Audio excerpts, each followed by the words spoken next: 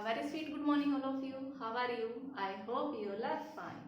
Students, in our yesterday's classes we finished our P block element chapter. ठीक है, अब उसके आगे आता है D block element, D and F block. ठीक है, बट मैं यहाँ पे थोड़ा सा पॉज दे रही हूँ. D and F ना करा के आपको कौन सा चैप्टर करा रही हूँ? नेक्स्ट करा रही कोऑर्डिनेशन कंपाउंड. क्यों? क्योंकि P ब्लॉक पढ़ते पढ़ते थोड़ा बोरिंग हो गए, बहुत सारी रिएक्शंस आ गई. वही सारी चीजें सेम किसमें? डी ब्लॉक एलिमेंट्स में है. ठीक है, तो कंटिन्यूएशन में फिर वो अच्छे से नहीं हो पाएगा. आप लोगों को लगेगा कितने टाइम से पता नहीं हम क्या ही एक ही चीज पढ़ते हुए आ रहे हैं. ठीक है, तो थोड़ा सा मतलब कोऑर्डिनेशन करेंगे कंप्लीट, उसके बाद हम D and F block elements करेंगे. ठीक है, आप इंजॉय भी करोगे इस चैप्टर को, बहुत इंटरेस्टिंग चैप्टर है ये. ठीक है, और इजी भी बहुत है. तो इसीलिए मैंने क्या स्टार्ट किया है? Coordination compound.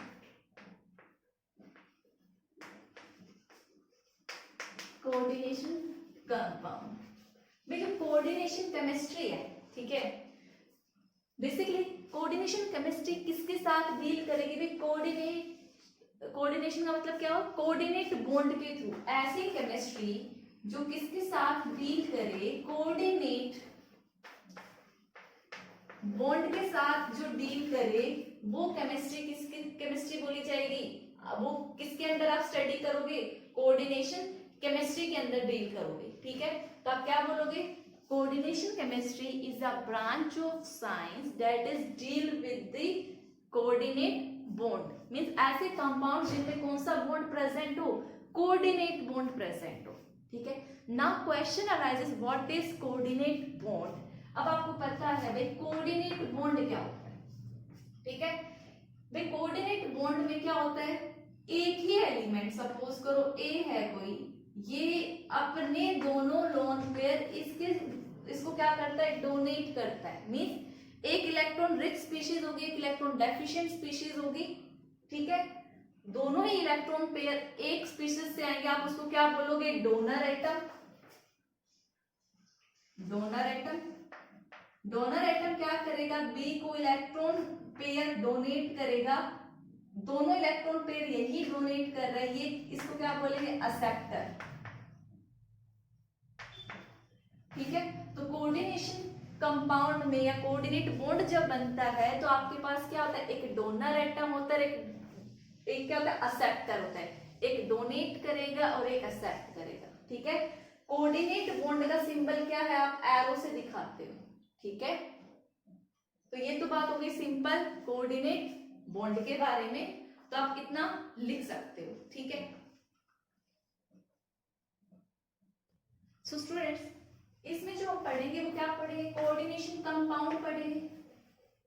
ठीक है, अब कोऑर्डिनेशन कंपाउंड में जो हमारी डोनर चीजें होती है, ठीक है, जो डोनेट कर रही हैं, वो क्या होता है? हमारे आयन भी हो सकता है कोई.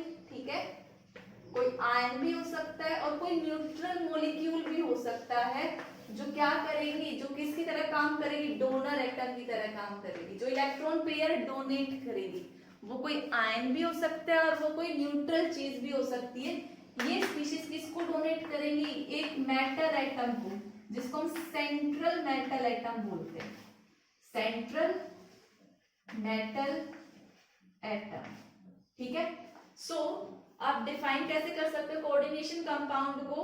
Coordination compound are the compounds in which central metal atom is linked to an ion और neutral species through a covalent bond, sorry coordinate bond. ठीक है, डोनर की तरफ ये आपकी टेल होती है और जो एक्सेप्ट कर रहा है उसकी तरफ आपका एरो होता है. ठीक है, तो ये क्या है? आपका कोऑर्डिनेशन कंपाउंड है कि हम कैसे रिप्रेजेंट करते हैं. ठीक है, अब हम पढ़ेंगे भी मॉलिक्यूलर कंपाउंड या एडिशन कंपाउंड क्या होते हैं, कि ये बेसिकली कोऑर्डिनेशन कंपाउंड किस कैटेगरी में आते हैं, हम इन पे पहुंचे कैसे, वो हम स्टडी करने वाले हैं आगे. ठीक है स्टूडेंट्स, देखो एडिशन कंपाउंड्स जो है, सबसे पहले हम एडिशन कंपाउंड की डेफिनेशन देखें. तो एडिशन कंपाउंड्स कैसे बनते हैं? एडिशन कंपाउंड्स यहाँ पे मैं लिखूं are formed bye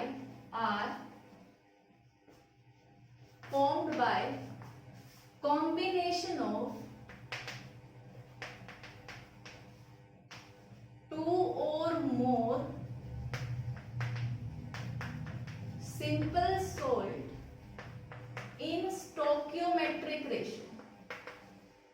stoichiometric ratio, तो ये तो बात हो गई भाई, आप दो चीजों को ऐड करो, कंबाइन करो, ठीक है, तो किनको, सिंपल सोल्ट्स को उनके स्टोइकियोमेट्रिक रेशियो में, तो आपको क्या मिलेंगे, एडिशन कंपाउंड मिलेंगे, ठीक है, सिंपल सी डेफिनेशन हुई है, ठीक है। लेकिन जब हम दो चीजों को ऐड करने लगते हैं तो एडिशन कंपाउंड हमें दो टाइप के मिलते हैं, एक मिलते हैं डबल सोल्ट और एक मिलते हैं complex salt. Complex salt, complex salt को हम क्या बोलते हैं, दूसरा नाम इनका क्या है, कोऑर्डिनेशन कंपाउंड, ठीक है, कोऑर्डिनेशन कंपाउंड। तो दो कैटेगरी होगी, एक हमारी ये और एक हमारी ये। तो देखो हम डबल सोल्ट का देखते हैं, डबल सोल्ट में क्या है, सबसे पहले ये आपको सॉलिड स्टेट में मिलेगा, ये लिक्विड स्टेट या एक्वस स्टेट में एग्जिस्ट नहीं करता, जो इसकी फिजिकली जो स्टेट है वो कौन सी स्टेट है, सॉलिड स्टेट है। दूसरा भाई, इन सोल्ट्स को अगर आप वाटर में डालते हो तो ये कंप्लीटली आयोनाइज हो जाते हैं, इट मींस जो भी आयंस इनके अंदर प्रेजेंट हैं वो सारे आयंस आपको सॉल्यूशन में मिल जाएंगे। फॉर एग्जांपल भी मैंने क्या लिया, KCl लिया, मैंने MgCl2 लिया, ये आपका KCl, ये आपका MgCl2, मैंने दोनों को मिक्स किया वाटर में, तो मेरे को KCl MgCl2 ये सब मिल गया। तो जब ये वाटर में डलेगा तो मेरे को क्या मिलेंगे, मेरे को सबके सब आयन मिलेंगे, मेरे को K पॉजिटिव मिलेगा, मेरे को Cl नेगेटिव भी मिलेगा, मेरे को मैग्नीशियम आयन भी मिलेगा, ठीक है। इट मींस ये क्या हो गया है, कंप्लीटली आयोनाइज हो गया है, ठीक है। अब कंप्लीटली आयोनाइज हो गया तो मतलब देखो भाई, ये जो सोल्ट था ये किससे मिलके बना था, पोटेशियम, क्लोरीन और मैग्नीशियम से मिलके बना है, तो ये क्या देगा, ये पॉजिटिव टेस्ट देगा सभी आयंस का, it gives positive test for all ions, ये जिनसे मिलके बना था उन सभी आयंस का क्या देगा, पॉजिटिव टेस्ट देगा। मींस मैं कोई टेस्ट करूं पोटेशियम पता करने के लिए तो मेरे को पोटेशियम का पॉजिटिव टेस्ट मिलेगा कि हाँ भाई इसके अंदर पोटेशियम प्रेजेंट है, सिमिलरली क्लोरीन और सिमिलरली मैग्नीशियम। वहीं पर हम कॉम्प्लेक्स सोल्ट की बात करें तो पहली बात, ये कंप्लीटली आयोनाइज होता था और ये कंप्लीट आयोनाइज नहीं होता, कंप्लीट आयोनाइज नहीं होता, ठीक है, ये वाली चीज, ठीक है। इट मींस फॉर एग्जांपल आपने क्या लिया, आपने मैं इसको रब कर रही हूं, ठीक है, आपने लिया क्या, आपने KCl लिया, ठीक है, आपने KCl लिया, आपने FeCl लिया, ठीक है, आप दोनों को मिक्स करने लगे, ये 4 रेशियो में और ये आपने 1 रेशियो में मिक्स किया, ठीक है। जब आप इसको मिक्स करोगे तो आपको क्या मिलेगा भाई, ये मिलेगा 4 KCl FeCl 2, ठीक है। बट एक्चुअल में जब आपने इसको वाटर में डिसॉल्व किया, H2O में डिसॉल्व किया, तो आपको क्या मिले भाई, K पॉजिटिव मिला, और तो 4 ये हो गए, और यहां पे क्या मिला, Fe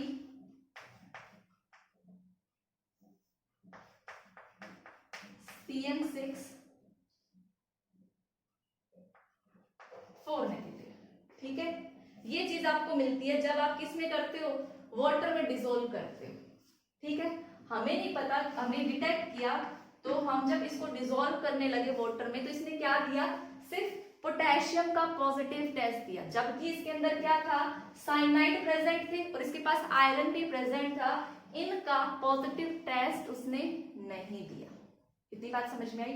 सो आप यहाँ पर क्या बोल सकते हो, एक तो कंप्लीट आयोनाइज नहीं हुआ कि जितने इसके पास आयन थे वो कंप्लीटली टूटा, ठीक है। और दूसरी बात, ये सभी का पॉजिटिव टेस्ट नहीं देता है, ठीक है। इसने पोटेशियम का तो दिया बट आयरन और साइनाइड का नहीं दिया। अब भाई जो नहीं टूटा भाई, ये तो आयोनाइज हो गया कंप्लीटली, ठीक है। बट जो कंप्लीट आयोनाइज नहीं होता वो पार्ट हमारा होता है कॉम्प्लेक्स पार्ट, ठीक है। और याद रखना कॉम्प्लेक्स पार्ट को हम स्क्वायर ब्रैकेट्स के अंदर लिखते हैं, ठीक है। इसको ये जो कॉम्प्लेक्स पार्ट है ये पॉजिटिव पार्ट भी हो सकता है, ये पॉजिटिव चार्ज भी हो सकता है और ये नेगेटिवली चार्ज भी हो सकता है। इस केस में हम देख रहे थे इस कॉम्प्लेक्स आयन के ऊपर नेगेटिव चार्ज है, ठीक है। इसको हम बोलते हैं कोऑर्डिनेशन स्फीयर। जो स्क्वायर ब्रैकेट्स में लिखा गया जो कंप्लीट आयोनाइज नहीं हुआ वो क्या है, कोऑर्डिनेशन स्फीयर के अंदर लिखा जाता है। उसके अंदर मेटल एटम होते हैं, कुछ लिगेंड्स होते हैं। लिगेंड क्या होते हैं, ऐसी स्पीशीज जो क्या दे, इलेक्ट्रॉन पेयर डोनेट करे सेंट्रल मेटल एटम को। ये लिगेंड हुए 6 साइनाइड आयन आयरन के साथ क्या बनाए हुए हैं, कोऑर्डिनेट बॉन्ड बनाए हुए। इसको अगर मैं रिप्रेजेंट करूं तो आपका आयरन सेंटर में है और 6 साइनाइड आयन क्या है, इसके चारों तरफ है, Cn नेगेटिव Cn नेगेटिव, ठीक है। और इन साइनाइड आयन ने इसके साथ क्या बनाया है, कोऑर्डिनेट बॉन्ड बनाया है, ठीक है। ओवरऑल इस मॉलिक्यूल पे चार्ज आता है 4 नेगेटिव। 4 नेगेटिव को बैलेंस करने के लिए क्या आएगा, 4 पॉजिटिव स्पीशीज आएंगी जो बाहर आएंगी, 4 पोटेशियम, ठीक है। कॉम्प्लेक्स पार्ट ब्रेक डाउन नहीं होता आयंस में, वो कोऑर्डिनेट बॉन्ड के थ्रू कनेक्टेड होते हैं। उनको हम स्क्वायर ब्रैकेट्स में लिखते हैं। स्क्वायर ब्रैकेट्स के अंदर एक मेटल एटम मिलेगा और कुछ आयंस न्यूट्रल, वो आयंस मिलेंगे, वो पॉजिटिवली चार्ज भी हो सकता है, नेगेटिवली भी और न्यूट्रल भी, जिसको हम लिगेंड बोलते हैं, ठीक है। आई होप इतनी बातें आपको समझ आई होगी और आपने एडिशन कंपाउंड दोनों में आपने डिफरेंस करना सीखा होगा, ठीक है। तो अब हम इस कॉम्प्लेक्स के बारे में अंदर की बातें डिस्कस करते हैं कि कौन सी चीज कैसे, कहां और क्यों प्रेजेंट होती है। सो स्टूडेंट, जो मैंने अभी बताया उसको आप ठीक तरीके से लिख सकते हो कि भाई ये जो स्क्वायर ब्रैकेट्स में आपने लिखा है ये आपका क्या है, कोऑर्डिनेशन स्फीयर है। जो आप स्क्वायर ब्रैकेट्स में लिख रहे हो ये कंप्लीट क्या बोला जाता है, कोऑर्डिनेशन स्फीयर, ठीक है। Coordination sphere is written in square bracket. इसी में आपका क्या होता है, सेंट्रल मेटल एटम, ये आपका क्या है, सेंट्रल मेटल एटम है। और ये क्या रिप्रेजेंट कर रहा है, आपके नंबर ऑफ लिगेंड्स, ठीक है। सेंट्रल मेटल एटम और लिगेंड्स किसके थ्रू आपस में कनेक्टेड होते हैं, कोऑर्डिनेट बॉन्ड के थ्रू कनेक्टेड होते हैं। ये लिगेंड सेंट्रल मेटल एटम को अपना इलेक्ट्रॉन पेयर डोनेट करते हैं, ठीक है। तो इसमें आपका कैसे रिप्रेजेंटेशन होगा बता चुकी हूं मैं ऑलरेडी। 6 साइनाइड है,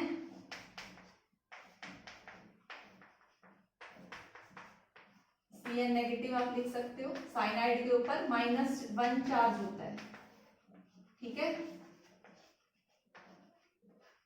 और ये सब स्क्वायर ब्रैकेट के अंदर, ये कॉम्प्लेक्स पार्ट है, आयनाइजेबल पार्ट नहीं है। तो आप क्या बोल सकते हो, जो कोऑर्डिनेशन स्फीयर है ये क्या है, नॉन आयोनाइजेबल, ठीक है। अब ये जो कॉम्प्लेक्स पार्ट है इट मे बी पॉजिटिव और नेगेटिव और न्यूट्रल, तीनों ही केस पॉसिबल हैं।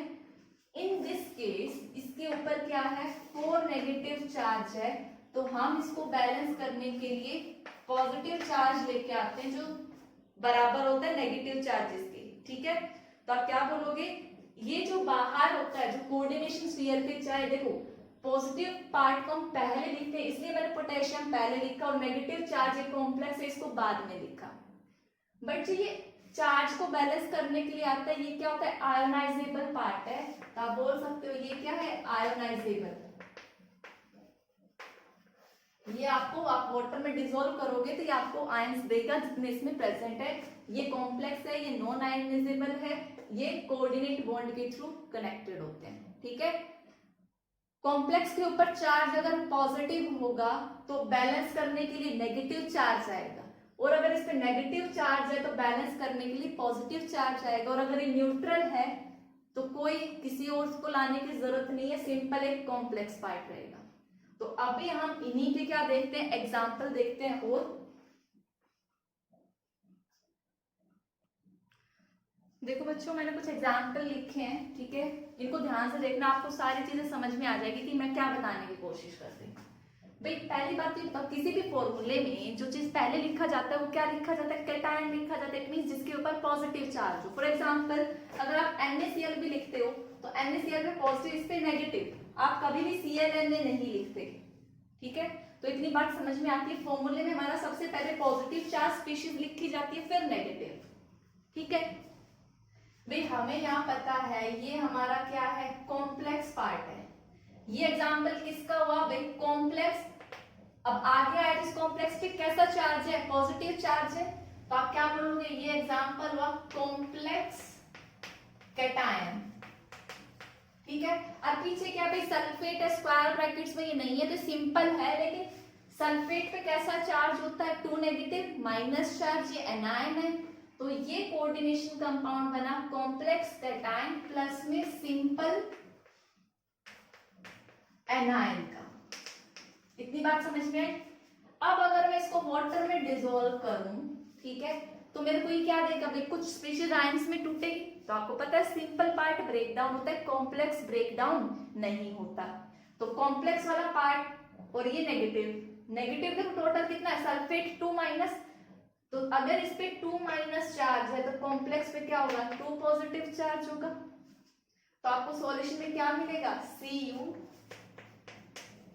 NH3 4 2 पॉजिटिव प्लस में SO4 2 माइनस, ठीक है।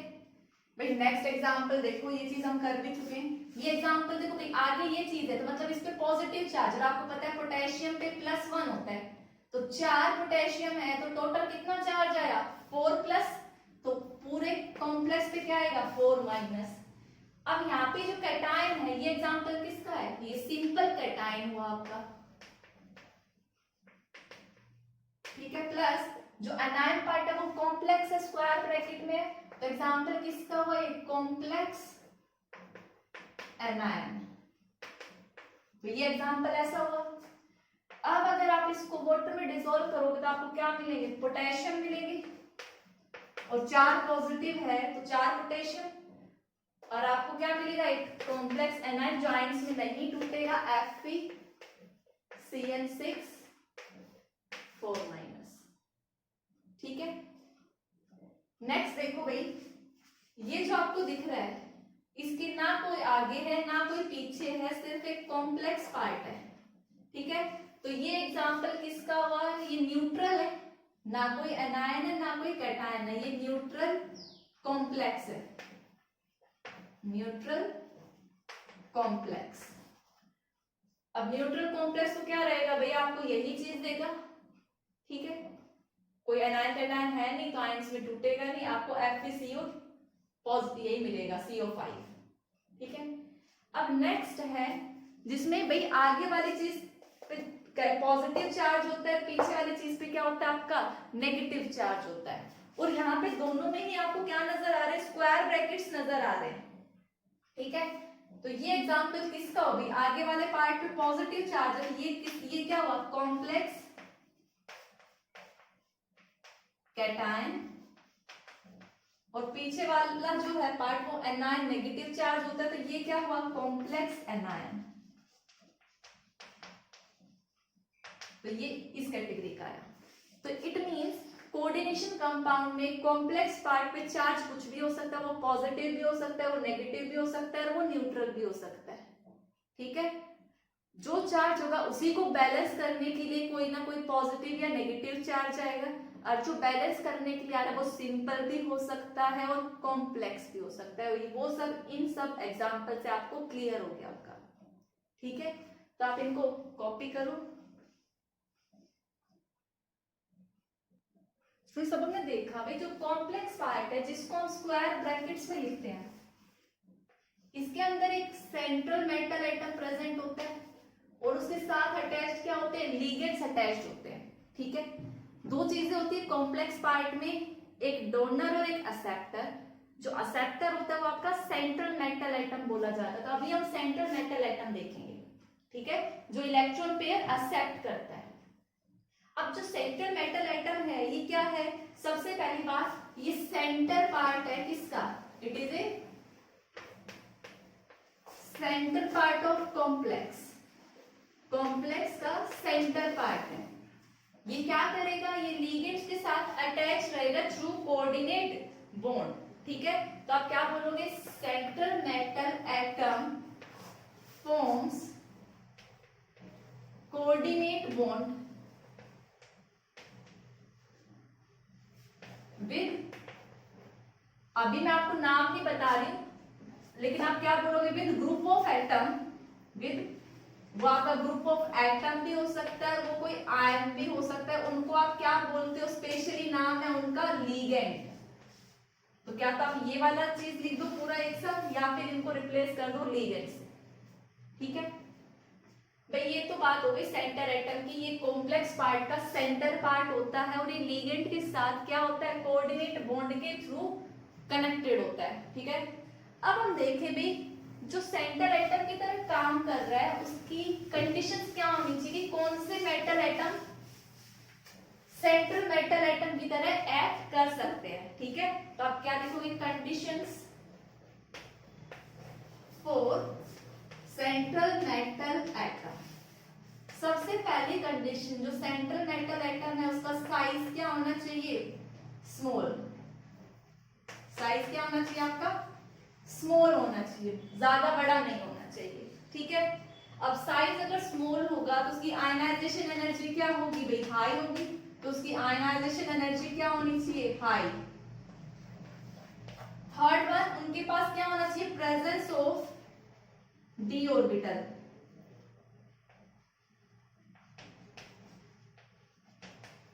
वैकेंट डी ऑर्बिटल, ये लिख सकते, presence of vacant D orbital, ठीक है। तो ये कुछ कंडीशंस थी जो एक सेंट्रल मेटल एटम शो करता है, ठीक है। अब अगर हम बात देखें कि भाई जनरली ये जो तीनों कैटेगरीज हैं वो कौन से एलिमेंट शो करते हैं, वो डी ब्लॉक के एलिमेंट्स इन प्रॉपर्टीज को क्या करते हैं, शो करते हैं। तो कोऑर्डिनेशन कंपाउंड्स ज्यादातर कौन सा ब्लॉक बनाएगा, आपका डी ब्लॉक एलिमेंट बनाता है, पी ब्लॉक या एस ब्लॉक नहीं बनाता। क्यों, क्योंकि एस ब्लॉक का साइज स्मॉल नहीं है, पी ब्लॉक अगर स्मॉल है तो उनके पास वैकेंट डी ऑर्बिटल नहीं है, समझ में आई। तो ना एस ब्लॉक बनाएगा ना डी पी ब्लॉक, इनको कौन बनाएगा, डी ब्लॉक एलिमेंट्स बनाते हैं ज्यादातर, ठीक है। अब हम पढ़ते हैं लीगेंड के बारे में, ये बातें तो थी सेंट्रल मेटल एटम के बारे में। भाई देखो लीगेंड क्या है, लीगेंड एक ऐसी स्पीशीज है, स्पीशीज में वो एटम हो सकता है, आयन हो सकता है या मॉलिक्यूल हो सकता है, ठीक है। ऐसे स्पीशीज जो क्या करे, अपने इलेक्ट्रॉन पेयर डोनेट करे किसको, मेटल, जो सेंट्रल मेटल एटम है उसकी खाली ऑर्बिटल्स में। मेटल एटम के पास मैंने देखो क्या कंडीशंस जब लिखवाई थी, जब आपको बताया था कि मेटल के पास क्या है, क्या अवेलेबल होनी चाहिए, वैकेंट डी ऑर्बिटल अवेलेबल होनी चाहिए। तो उनके पास क्या है, खाली ऑर्बिटल्स, डी ऑर्बिटल्स अवेलेबल है। और लीगेंड क्या है, लीगेंड के पास इलेक्ट्रॉन पेयर है, ये कोई एटम आयन मॉलिक्यूल कोई भी हो सकता है जो क्या करेगा, अपने लोन पेयर या इलेक्ट्रॉन पेयर डोनेट करेगा किसमें, सेंट्रल मेटल एटम की खाली ऑर्बिटल्स में। तो ऐसी चीज को हम क्या बोलते हैं, लीगेंड। लीगेंड अगर आप देखा जाए तो ये क्या है, डोनर है, इलेक्ट्रॉन डोनर है, और ये क्या है, एक्सेप्टर है। ये बेसिकली किसकी तरह काम कर रहा है, क्लास 11 में आपने पढ़ा था, जो इलेक्ट्रॉन पेयर डोनर होते हैं उनको आप क्या बोलते हो, लेविस बेस बोलते हो, और जो एक्सेप्ट करता है उसको हम क्या बोलते हैं, लेविस एसिड। तो बेसिकली ये जो कोऑर्डिनेट बॉन्ड है, ये लेविस एसिड और लेविस बेस के बीच में इंटरैक्शन जो है ये वही है, ठीक है। आई होप इतनी बातें आपको समझ आई होगी। तो ये तो जनरल क्लासिफिकेशन थी। अब हम पढ़ेंगे कि एटम, मैंने कहा ये कोई भी आयन हो सकता है, एटम हो सकता है, मॉलिक्यूल, आयन हो सकता है, पॉजिटिव चार्ज भी हो सकता है, नेगेटिव भी हो सकता है, न्यूट्रल भी हो सकता है, ठीक है। तो हमारा नेक्स्ट क्या रहेगा, क्लासिफिकेशन ऑफ लीगेंड, वो हम अपनी नेक्स्ट क्लास में करेंगे। आज हमने सिर्फ बेसिक इंट्रोडक्टरी पार्ट किया है कोऑर्डिनेशन कंपाउंड का। तो जो हमने डबल सॉल्ट और कॉम्प्लेक्स सॉल्ट देखा, काफी बार एग्जाम में इनका डिफरेंस पूछ लिया जाता है, ठीक है। आपसे ये पूछ लेंगे कि व्हाट इज लीगेंड, लीगेंड की डेफिनेशन पूछी जा सकती है।